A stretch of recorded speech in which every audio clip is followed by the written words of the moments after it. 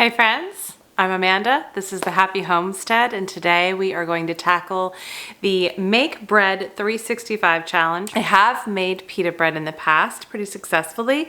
That is the recipe I'm going to share with you today, but I haven't done it in probably 2 to 3 years, if not longer. So it's been a while. But from what I remember, it's not hard, and I am excited to kind of do this again and share it with you. So the recipe I'm going to be using is not a sourdough recipe. I'm sure there are sourdough pita recipes out there. I'm just not using that today. I know that I've done mostly sourdough for this Make Bread 365 challenge this year, changing it up a bit because I want this to be accessible to everybody wherever you are in your sourdough journey. So the recipe is coming from Artisan Bread in 5 minutes a day. This book, I've had this book a long time. I'm trying to see. It looks like it was copyrighted in 2007. So I've had this book for quite a while. And when I first started kind of thinking about, ooh, I want to make my own bread. I mean, this was a long time ago now. Before I was married, before I had a family, I really thought, let's learn how to make bread. And this is the book I first started with. I will link it down below. I would recommend that if you are just beginning in a bread making journey and you're not ready to dive into sourdough, this is a really good way to do this and make it manageable for you. And so the whole premise of this book, when it says Artisan Bread in 5 minutes a day, is that their whole catch is that you only need to spend 5 minutes a day to make bread. It's really kind of a little misleading. It's more than 5 minutes, but it is fairly simple. What we're going to be doing is making what we're calling a master dough. And there's all kinds of different master doughs in here. We're going to be using, I think it's the light whole wheat. Yep, light whole wheat bread. And all that's in that is water, yeast, salt, whole wheat flour, and all-purpose flour. A lot of these recipes, I will tell you, a lot of these recipes use all-purpose. They, I'm sure, can be adapted for a whole grain flour. I just haven't really played around with that in a long time. But you make the master recipe, master dough, when we're gonna do that in our KitchenAid mixer. You let it rise, right? We're using instant yeast. You need to give it some time to actually rise and double, and then you can put it in the refrigerator.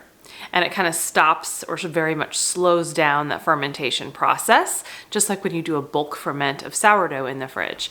And then when you make the dough, it makes anywhere from 2 to 4 loaves, depending on how you handle it, right? I'm gonna have it, so it's technically 2 loaves, but one recipe makes 4.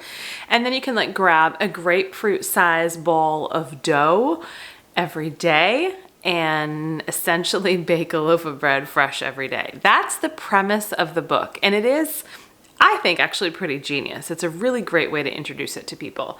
We're gonna have the recipe today.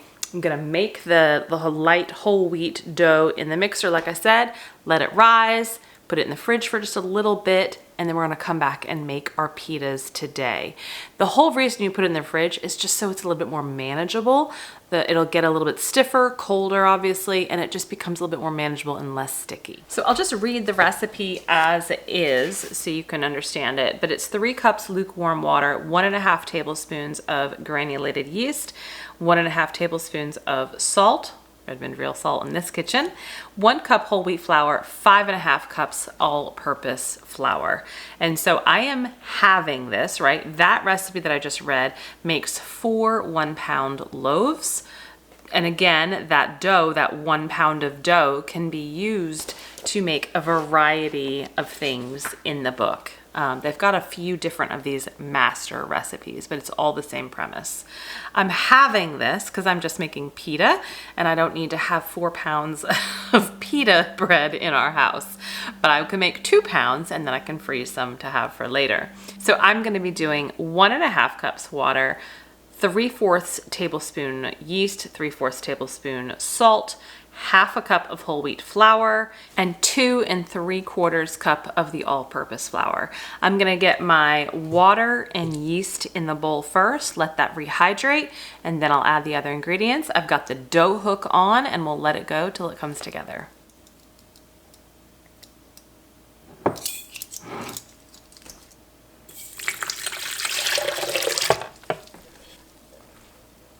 Okay, it's been a few minutes since I put that in. I just wanted to show you the yeast are rehydrated. You can tell they're rehydrated when they start to kind of get good and bubbly. So now we're gonna add the rest of our ingredients. So I just did 3/4 tablespoon of the Redmond real salt. I'm doing 1/2 cup of whole wheat flour.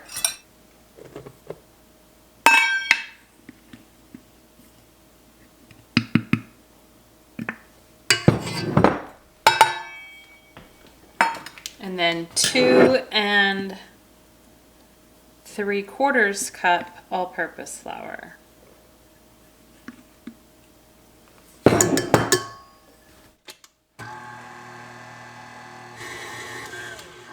So everything's mixed together. It's pretty well incorporated. Looks rather sticky to me.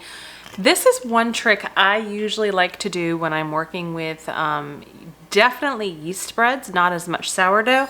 I like to put just a little splash of olive oil in. It helps with getting the stickiness out and allows it to come out of the bowl just a bit easier when it's time.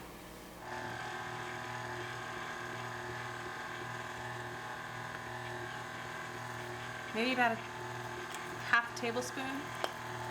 We're gonna leave it in the bowl to just do its, oh goodness gracious.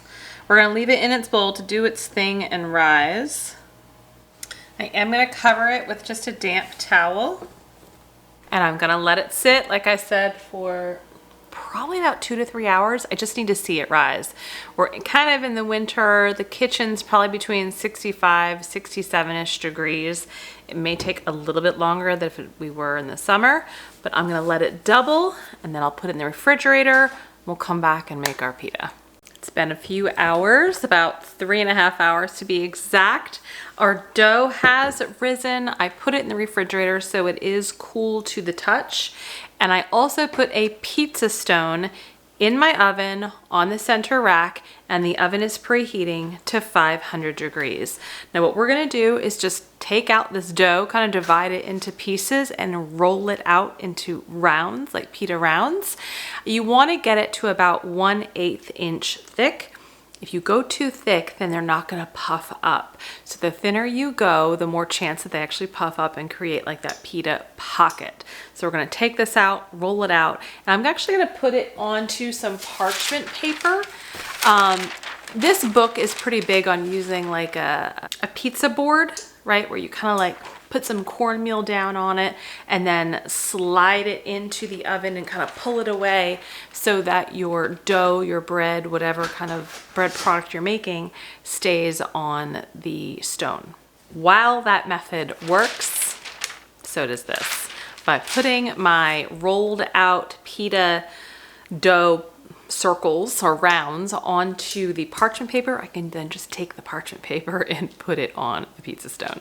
I'm just gonna put a little flour here on the counter as well on top of my dough. And we're gonna get it out.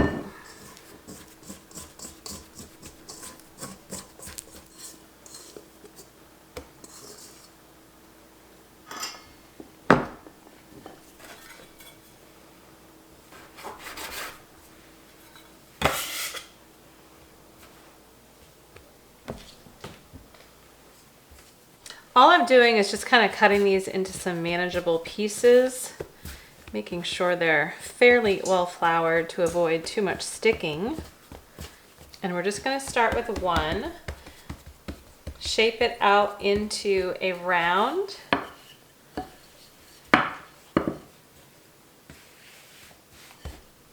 You want to constantly move it around, keep it floured,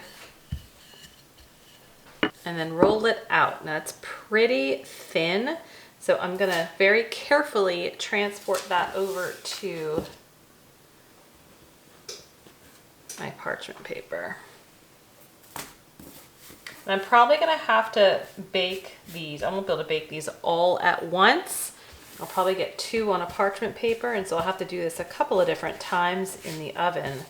But what we're gonna do is once it's at 500 degrees, we're gonna get our parchment paper onto the stone, and we're gonna bake for anywhere between 5 and 7 minutes. The pitas are gonna like puff up in the oven.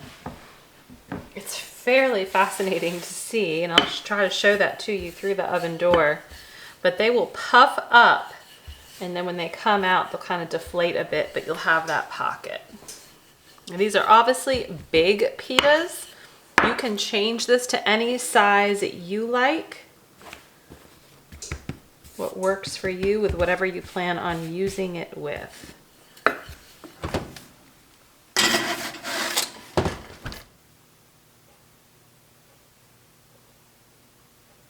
All of our pitas are done. You can see they puffed up in varying ways. This is the one that puffed up probably the most. They've cooled a bit, so we're just gonna open it up carefully. You can see we've got that gorgeous pita pocket. These smell so good. I am so excited for the kids and I and my husband to be able to enjoy these. I'm probably going to cut them into some separate pieces, kind of like pita wedges, and freeze some of them so we have some throughout the winter, since we don't need this many pita right now. But we'll use this for dips with hummus, or even make into a pizza, like a pizza base. Just leave it not cut and make it into a pizza base. You could pretend like it's kind of a naan bread with some Indian food.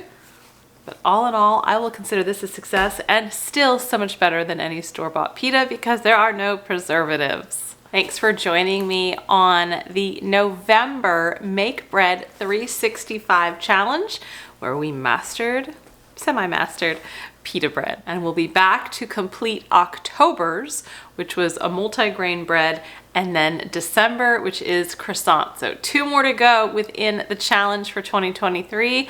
Don't forget to hit subscribe if you're not already. I appreciate all of the support you're giving the channel. Please share with your friends and family. Stay healthy, stay well. I will see you next time. Bye-bye.